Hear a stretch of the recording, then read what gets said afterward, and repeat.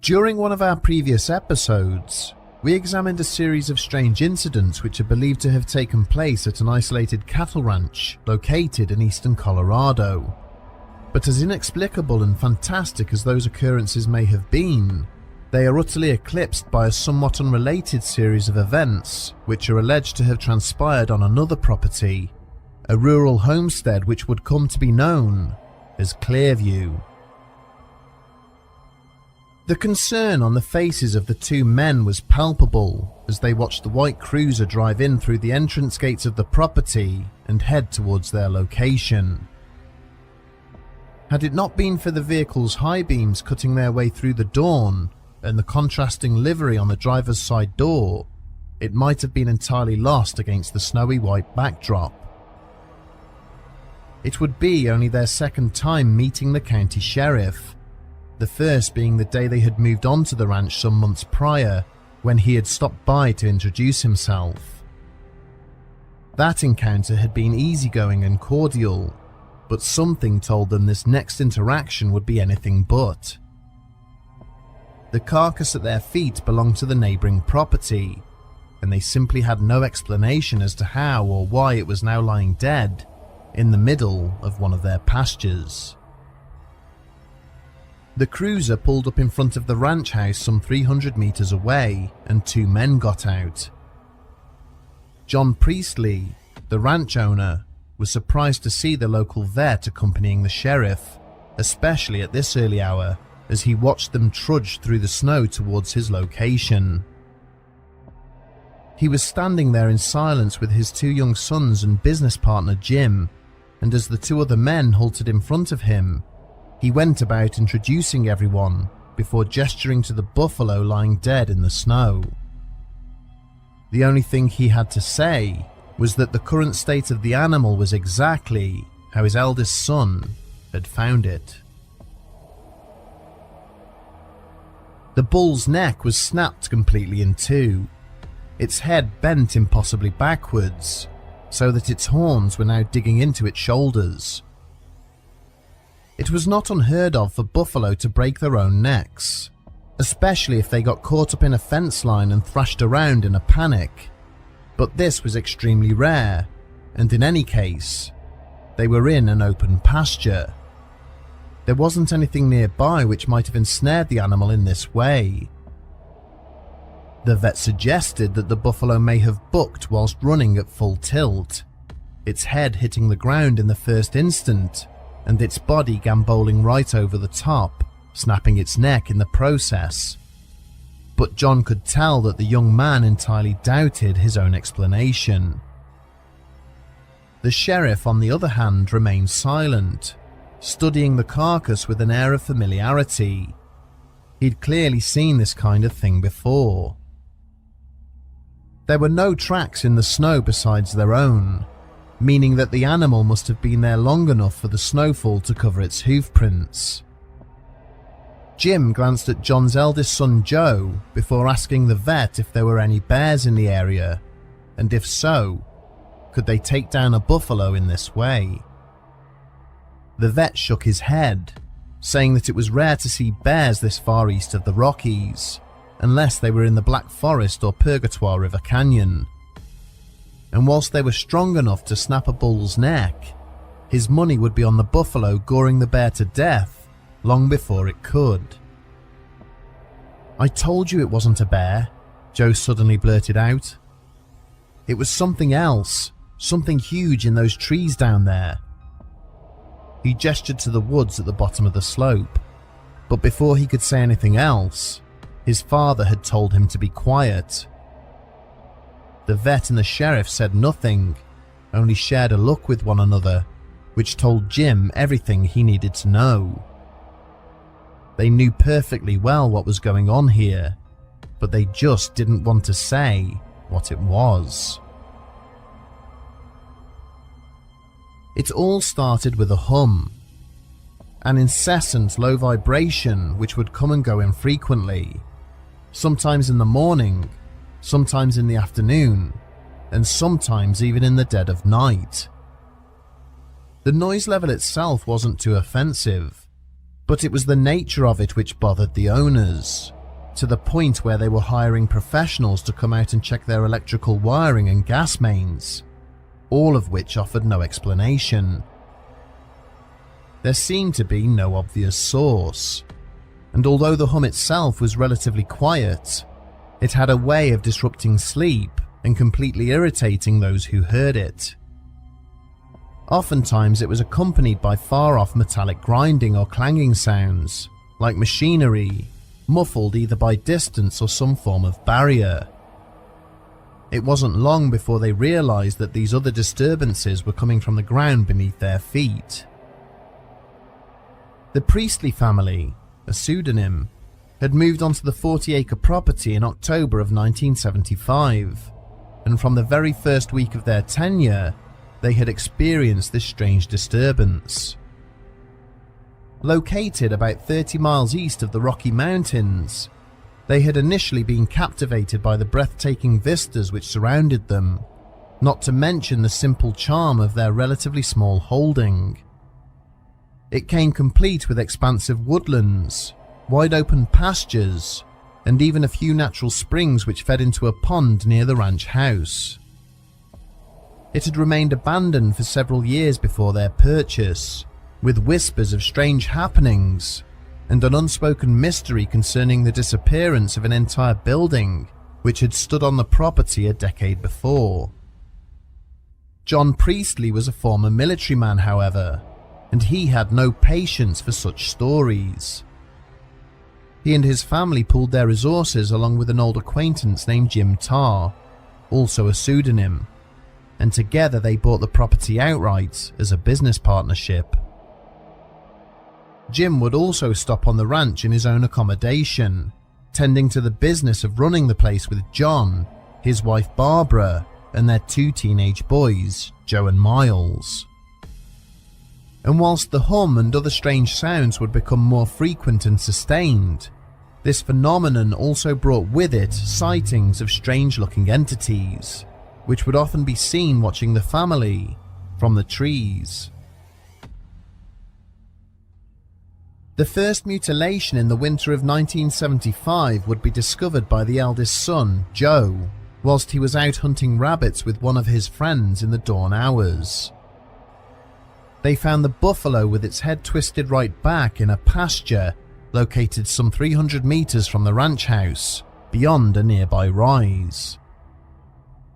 The field stretched over a gentle downward incline leading towards a thicket of trees, and it was as the boys were examining the dead animal that they caught sight of a large shadowy figure regarding them from the brush at the bottom of the slope about 40 meters away. It seemed to have a huge hulking frame, standing somewhere between 7 and 8 feet tall, but its features were lost in the ambient gloom. Alarmed by the presence of this strange creature, they hastily retreated up to the crest of the hill, only to turn and see that the figure had emerged from the tree line and was now hurrying towards them. Bursting in through the front door of the ranch house in a state of sheer terror, the boys breathlessly related what they had seen. John and Jim immediately armed themselves and went out to investigate. Upon finding the dead buffalo, they checked the immediate vicinity for any sign of the alleged creature. Sure enough, they discovered a trail of huge footprints, each of which was around 46 centimeters or 18 inches in length, with 1.5 meters or 5 feet between each stride. They were located near the tree line and headed in an easterly direction around the edge of the pasture, leading up towards the rear of the horse barn. They found more of the footprints in the manure inside the horse barn, after which they came to an abrupt halt. However, whatever had made them was nowhere to be seen. These Sasquatch-like creatures became a regular sighting on the ranch itself, with many people, even visitors, reporting that they had seen them stalking across the landscape or regarding them from wooded areas. On one occasion, John, Barbara and Jim had gone to a conference in Denver, leaving the two teenage boys on their own. Joe and Miles were out playing near one of the thickets when they heard an almighty roar emanate from inside the tree line. They turned to see a huge creature standing in amongst the pines, which then immediately began to sprint towards them at an inhuman pace. Tearing back towards the ranch house as fast as they could, they looked back to see that the creature had stopped at the edge of the woods, seemingly reluctant to move out into the open. But as darkness fell, they found themselves at the mercy of this terrifying entity, which they could hear pacing back and forth outside their home, its huge feet thudding as they hit the ground. It also took to banging and scratching on the walls as they cowered inside. These creatures, however, were not the only strange things to be witnessed on the property. Since the family had moved on to the ranch, they had witnessed lights off in the distance, sometimes out over the pastures, but more frequently in and around the wooded areas. They were very small, no bigger than a football, and when John Priestley had first caught sight of them, he believed that someone was trespassing upon his land. They presented in different colours, either red, white, green or blue, and their movements were slow, staying very close to the ground as one might expect of a lantern or flashlight held by an individual walking over the terrain. But when John went out to challenge these alleged intruders, the lights would zip away at incredible speeds, sometimes even rising into the night sky. He had no idea what they were, and could only assume that they were some kind of fluorescent insect, appearing larger due to the glow they exhibited, but this tentative belief would soon unravel in startling fashion. In the early hours of one morning, the family were awoken by the humming sound, as they had been on many other occasions, but this time it was much more intense. John and Barbara decided to get up and investigate, and upon entering the living room, they were surprised to find Jim standing there, staring out of the window. As they followed his line of sight and looked out into the early morning darkness, they were shocked to see 9 disc-shaped objects descending from the heavens in front of their home. Eventually, they landed on a small rise nearby and stayed there for a matter of minutes before Jim announced that he was going out to take a closer look. As Barbara stood at the window watching their business partner walk hesitantly towards these objects, she was suddenly struck by an unseen force, which lifted her off her feet and threw her backwards onto the floor. The 9 objects then began to ascend into the sky, leaving no trace of their passing. Luckily, Barbara had not been physically harmed during the encounter, but mentally, everyone present had been utterly shaken to their core. From that moment onwards, UFOs were frequently seen above the ranch, often interacting with the smaller orbs which had been there since the beginning. But as troubling as these developments were, they paled in comparison to another phenomenon which began to occur shortly after the arrival of the bizarre aerial objects. One evening, John's eldest son Joe noticed a strange dim light on the crest of the rise in front of the ranch house. A few months prior, a large cone-shaped craft had landed in that exact spot, and all the vegetation in the immediate vicinity had withered and failed to grow back. Jim and Joe got into a pickup truck and headed to the top of the small hill to investigate, but as they reached the summit, they realized that the light had disappeared. Exiting the vehicle, they saw that the strange dim glow was now emanating from the same thicket of trees in which Joe and his friend had seen the Sasquatch-like creature the previous winter, and with some trepidation, they began to descend the slope leading down towards the anomaly. Jim fully expected the light to recede as they approached, but on the contrary, it remained where it was. As they entered the tree line, they saw that the source of the light was a small, translucent box-shaped object, which seemed to be emitting an odd buzzing sound. They would later state that it was similar to a beehive, and that the closer they got to it, the buzzing sound increased in both volume and pitch.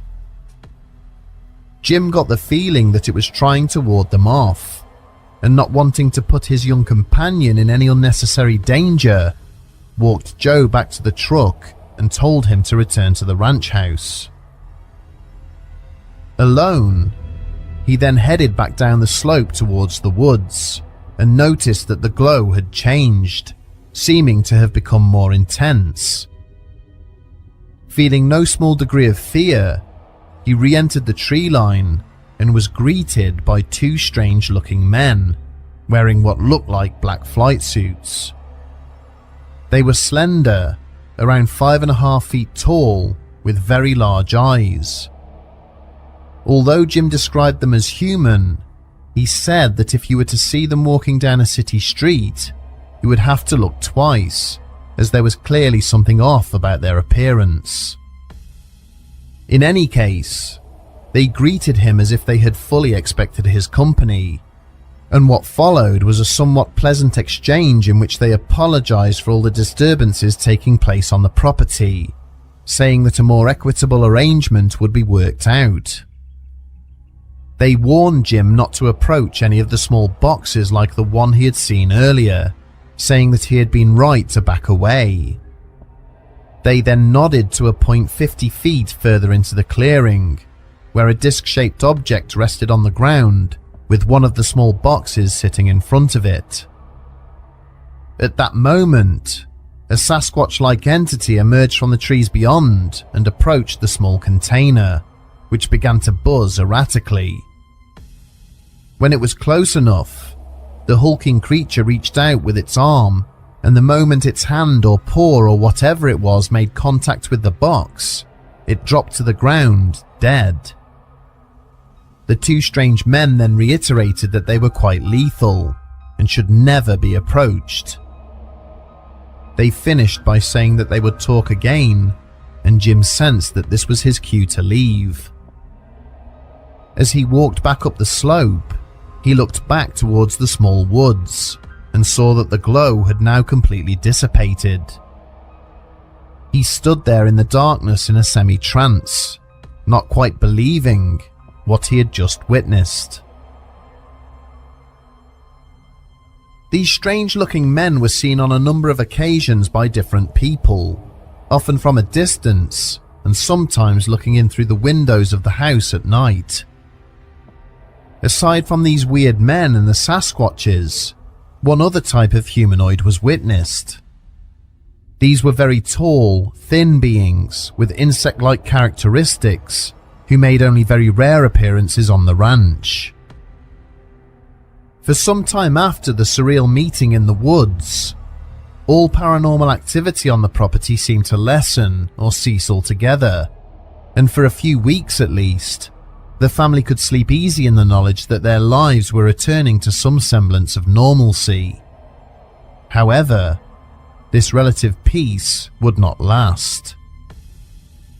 Early one morning, Jim was lying on the sofa in the living room after breakfast, on the cusp of dropping back off to sleep, when a slight movement off to his right caught his attention.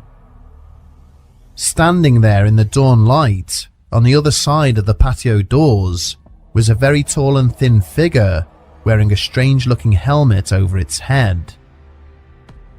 Shocked at the sight of this entity, Jim went to get up, but found that he was completely paralyzed.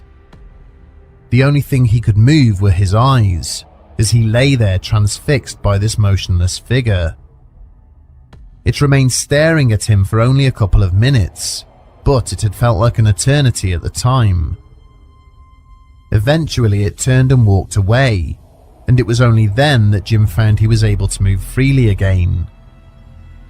After this sighting, all the previous activity on the ranch seemed to not only return, but intensify to a much greater degree than it ever had before.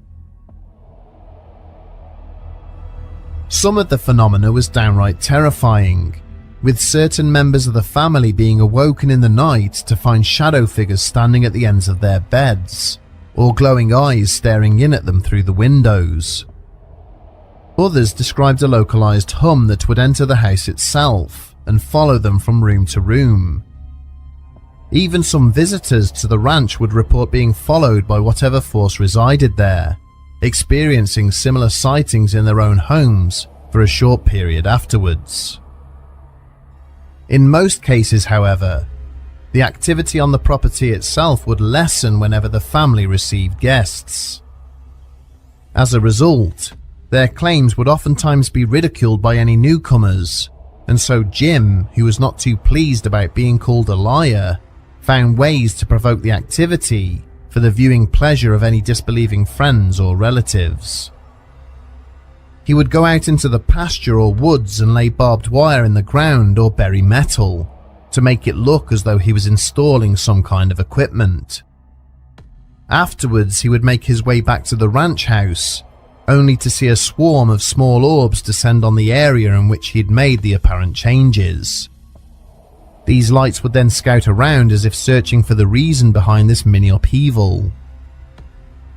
It would be just such a provocation, however, that would result in one of the most spine-chilling episodes to ever occur on the ranch.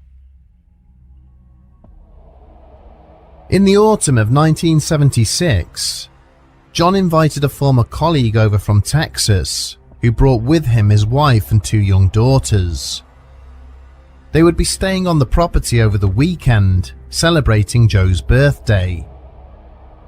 At some point in the evening, they got into the subject of the strange activity, which was roundly dismissed by their guests. Sure enough, Jim accepted this challenge and got to work on trying to stir up a response. He had inadvertently discovered that whoever or whatever was responsible for the strange occurrences had an aversion to precious metals. He had some old Native American silver jewelry which he had buried on the ranch in the past, and it had always provoked a spectacular reaction. On this evening, he went up to the top of the rise where the patch of dead vegetation was and buried copper wires and silver before returning to the ranch house. Much to his disappointment and that of John's guests, nothing happened. But then, at around 2 a.m., when the adults were sitting in the living room playing a game of Risk, all the lights in the house suddenly went out, and a disturbing, metallic-sounding voice was heard to come through every single radio and TV speaker in the home. It simply said, "Attention. We have allowed you to agree. We have interfered with your lives very little. Do not cause us to take action which you will regret. Your friends will be sure to remain silent concerning this." With that, the lights came back on, and John's colleague, although shocked, maintained that it was some kind of trick.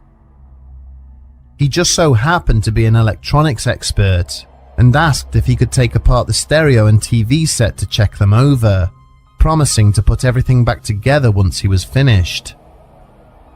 Despite his thoroughness, he found nothing, stating that the transmitter required to cause a signal of that intensity to go through every speaker was beyond the family's means to install. Needless to say, he cut his stopover short, and less than 6 months later, the Priestleys themselves would leave the ranch for good. The events which took place at Clearview first came to our attention through a subscriber by the name of Sean Ellis. After watching part 3 of our Skinwalker Ranch episode, where we mentioned the Buffalo Ranch in Colorado in our closing statements, he had assumed that we were referring to Clearview and subsequently contacted us in the hopes of providing valuable research materials. It quickly became clear, however, that we were each talking about different properties. Obviously, Clearview, at 40 acres, is much smaller than the property Jeff Saylors talks about, and although they have much in common in terms of strange phenomena, there are many aspects of the activity which clearly differ.